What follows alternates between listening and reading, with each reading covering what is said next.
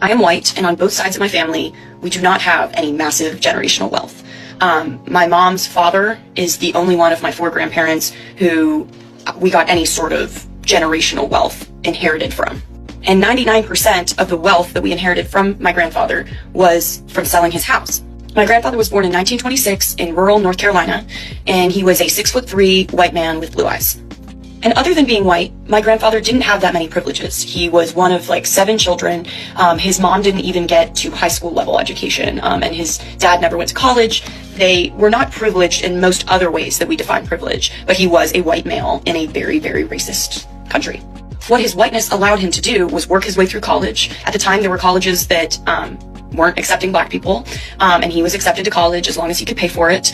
And he ended up getting a law degree and becoming very successful, and again, never hoarded any significant wealth, but bought a house outside of Washington, D.C. in the 50s. In a neighborhood that was redlined. And actually my mom, who was born in the 60s, remembers in the 70s when the first black family moved into the neighborhood, because it had literally been sectioned off and realtors would not sell to black families. And my mom, who is 58 years old, went to a year of segregated school. So for all of you saying it was so long ago, everyone has equal rights now, get over it. My mom remembers when the first black student joined her class in the 70s in Alexandria, Virginia. In 2015, my grandfather died, and we sold his house that he bought for around $100,000 in the 50s, and we sold it for $1 million. That money was divided among his children, and my family was able to get out of a lot of debt, and it completely reset my ability to go to private versus public school, my ability to afford tutors, my ability to become the educated person that I am. And it was all really because I have a white grandfather. Let me finish.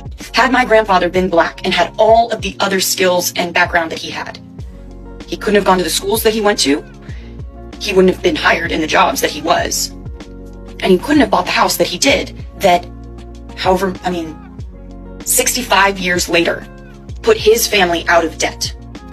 So if anyone tries to tell you it's not that deep, it really is that deep. It goes so far back. Any small privilege that a white person has is probably, to some degree, due to their whiteness. And if you are a white person who has roots in the South, you definitely should have white guilt, and you definitely should be doing the work to understand how your privilege affects the people around you and how you can help level the playing field. And everyone tried to get all particular about these specific situations where a black person might have a privilege or a woman might have a privilege over a man. Those are isolated situations you're bringing up. We're talking about large-scale, mass, systematic issues. Now, yeah, legally, black people and white people should have the same exact rights and privileges.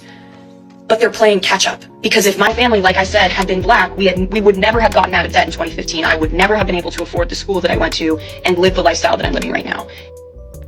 Today we're talking about a powerful and often overlooked phenomenon, black tax. That's the financial and emotional burden many black African professionals carry from South Africa to Nigeria and the diaspora. If you've ever asked yourself why your salary seems to vanish supporting others, or why it's so hard to build wealth taking care of family, this video is for you. Don't forget to like, subscribe, and hit the bell so you don't miss any future deep dives into African economics, prosperity, and well-being. So let's start at the beginning.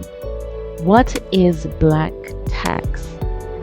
Black tax can occur because of 2 major reasons. The first one is systemic poverty, where truly and genuinely the family is completely financially disempowered, and most times it's generational, like your parents, their parents, yourself, and now your children. It can occur because of that systemic poverty.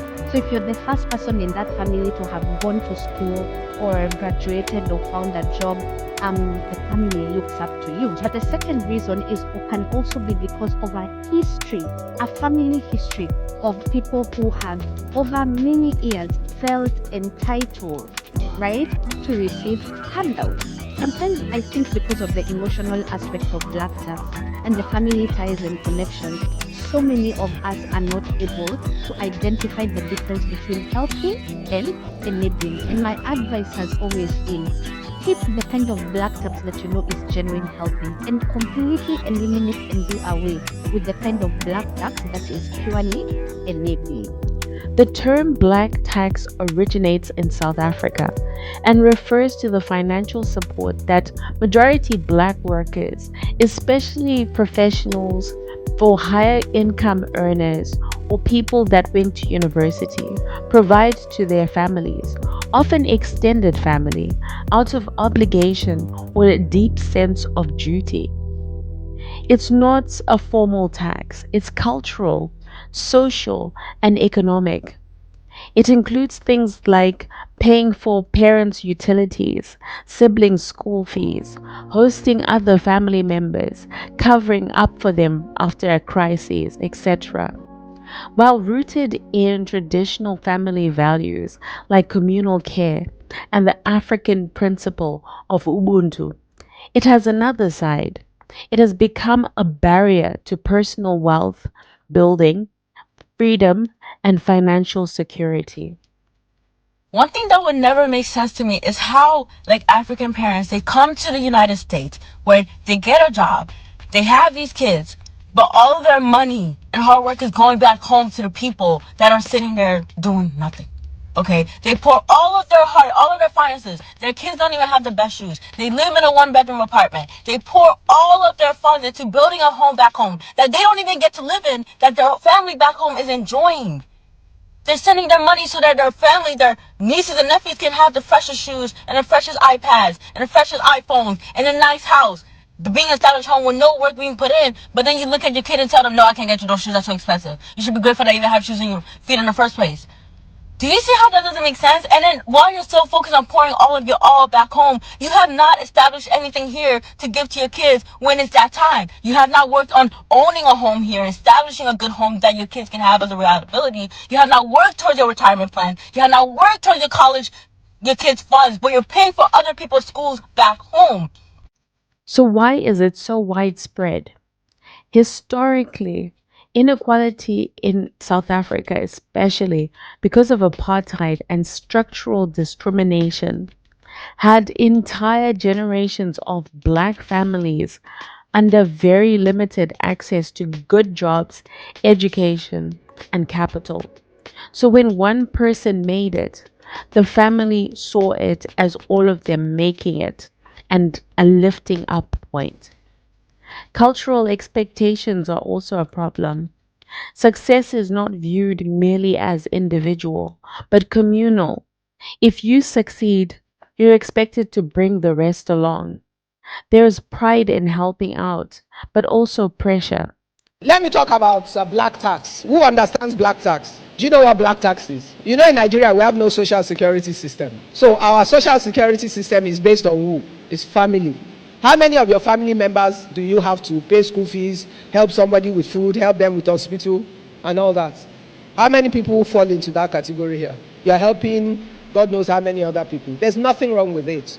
However, what I've found is that it makes it difficult for a lot of people to build wealth or to retain their assets because we're continuously being drained, and the younger people are overwhelmed by it. I get a lot of those questions with young people. What you need to do is determine the percentage of your monthly income that you will assign to that. If it's 5%, it's fine. If it's 10%, it's fine. Whatever. I'm not telling you what to do. I'm saying based on your own family situation or your scenario and your income, determine the percentage that will go to that. Determine the percentage that will go to your investment. And the percentage that is assigned to that, be realistic. Don't try and be a hero. Have a family meeting with your family members. Explain to them that, look, from what I earn and the expenses I need to meet to go to work and to do other things, you don't even have to tell them I'm saving for building wealth. Because then they will tell you that they haven't eaten, you are building wealth. From what I'm earning, I can only afford this much to give. So please don't ask me for more than I can afford. But let's agree together how we will apply this one. So your siblings will not be in university and be living life at your expense. They will understand what you can help with. Your cousin will not plan a 5 million naira wedding when it only has 500,000. And there, my uncle is working. He will give me 2 million. He doesn't know if you have 2 million available. Diaspora and remittances. Africans abroad often send money home, even when building their own lives. That adds up to a burden and slows wealth accumulation. Some people have experienced depression because of black tax. Yes, I know a friend who has been severely depressed and has collapsed at work because of it. When you think that you are working so hard, but you yourself, you have nothing to show for it. You see, then you'll find that we are a group of people, maybe we are aged 22, we're working the same job, somebody has a car, some have an apartment, you have nothing to show for it. But you are at work every day from 8 till 5. But yeah, that's when they ask you, what are you doing with your money? Then there's the problem of the first gen effect. If you're the first in your family to reach middle class status, many around you will assume that you will cover for others. That can amplify the obligation. But as a child of a Jamaican mother, I've experienced this and I can speak to it. When I tell you I've been asked for everything from Jordans to laptops, honey, and this is from the age of 20s on upwards. I've literally had family members in Jamaica ask me for the clothes off my back and then get mad at me when I came back downstairs and wouldn't give them the clothes that I was literally wearing. My mother would always guilt me into this and she would say, life in the islands is hard, it's rough, you have to help your family. But literally, I would do all of this. She still does it, and she wouldn't even get a thank you. Honey, she would go to Jamaica and she wouldn't even get a free mango. If she wanted a mango, they would buy a whole box of mangoes and she's paying for all of it. You probably have heard of the concept of the black tax. It's a concept that applies to the African context where as you start to make some money, you find that the request for financial help or financial responsibility to other people is so compelling you can almost not avoid it. That's why the word tax is used. While helping your friends and your relatives is a good thing, it can also ruin your financial health. Here are 5 things you can do to get better at paying your black tax contributions without ruining your financial well-being. Number 1 is to set a budget for black tax. As you are doing your monthly budget for your basic needs, for your wants, you also factor in that you may have requests from your relatives, from friends who are doing weddings and stuff like that. Have some money set aside for that, so that when the requests come, which will probably be on an emergency basis, you do not take away the core things that you need to do, for example, savings. Number 2 is to set boundaries with your relatives as well as with your friends. You may realize as you start to make some money, there are certain friends or certain relatives who feel that your money is also their money, and they may have a tendency to make unreasonable requests which can also ruin your financial plans. It's also good to tell them, this is how much I am able to afford, or this is how much I'm able to help. Do not feel obligated to give money for purposes of pleasing a relative or a loved one. Number 3 is to prioritize your financial well-being when you are also giving out black tax contributions. If there is an event where you have to make a decision whether to meet your financial goals or to give to a relative or to a friend, it is always advisable to choose yourself, because at the end of the day, your financial well-being in the long term is helpful to both yourself and the person who is dependent on you.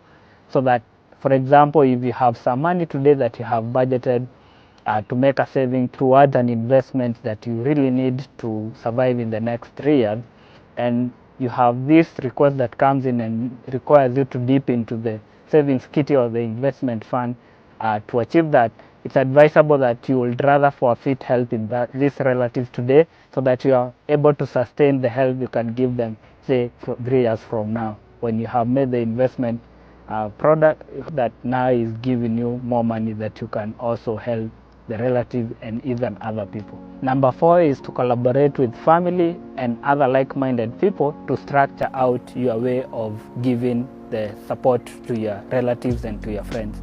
So you can come together. If you are, for example, many cousins, you may have 30 cousins who in total in the general or in the larger family, and then 10 are employed or 20 are employed and 10 are unemployed. The 20 could come together. Instead of always giving handouts, you can come together and create a structured way of contributing, say, 1,000 shillings, and then at the end of the year you'll have about 240,000, which you can then put up in an investment product. You can put them in bonds or in other passive income like MMFs, and the interest will also increase the structured way of giving, so that you can be using the interest to pay, for example, whenever someone is sick, out of the 10 who are unable to contribute, whenever they are sick, whenever someone has a child, you can use that money to support them. You can also use part of this money to get a medical cover. For example, when you have an elderly parent or a grandparent, you can come together, and instead of always paying cash, which is a lot of money, you can get a medical cover because you have structured your way of giving by creating structures and working together with like-minded relatives and friends. Number 5, do not be an enabler of bad habits. You will have many requests that are unreasonable, that are aimed at taking advantage of your financial situation. So you may find a friend you used to live together, you probably were, when you are in a lower financial circumstances, he was your neighbor or she was your neighbor.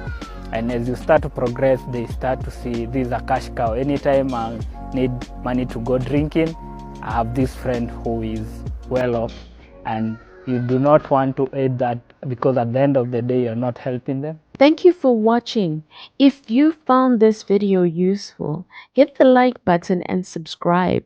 Also, please share your stories with Black Tax.